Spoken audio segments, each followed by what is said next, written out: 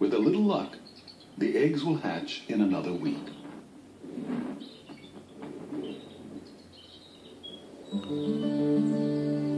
On a Minnesota farm 40 miles away, another family is further along. Their 2 eaglets have already hatched.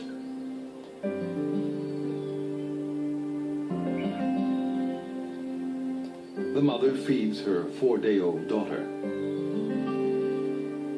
The 2-day-old male, hardly able to hold his head up, doesn't seem to be getting a fair share. Although both parents are dedicated, they have a blind spot for one particular peril, one within the family. Sibling rivalry.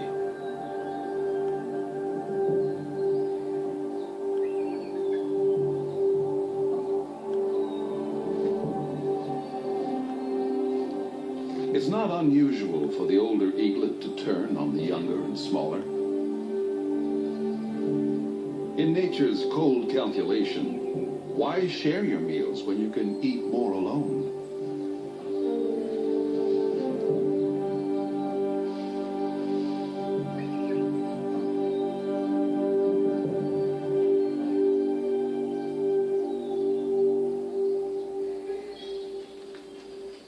Neil has been documenting the story from a stifling blind just a stone's throw from the nest.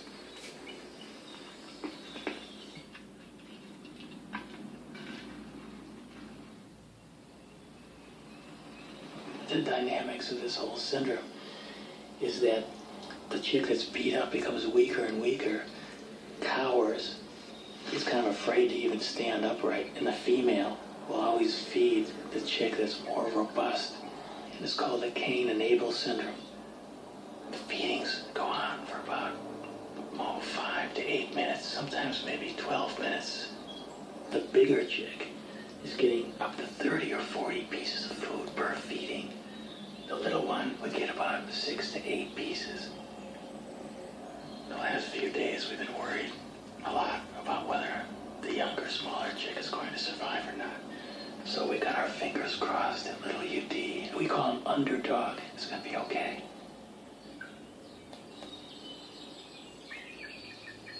The battle will resolve, one way or another, and soon.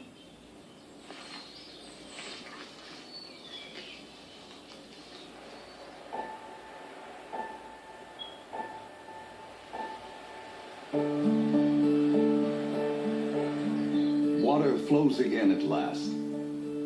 Spring has come to the upper Mississippi.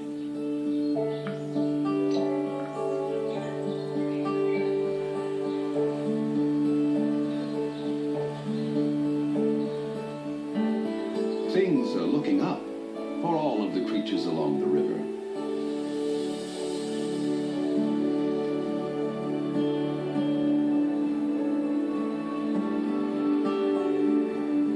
Eagles visiting from Canada now return north to their nesting territories. For year-round residents like the hatchery couple, spring means getting ready for eaglets.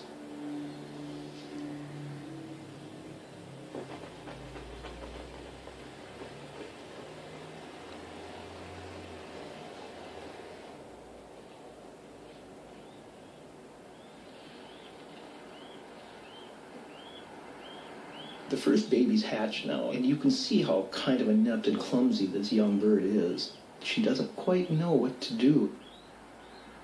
That baby's begging for food, and yet she's not fully responding to it. And yet there's food off to the right in the nest. And these first few days were so painful for us. If it wasn't for the male, I don't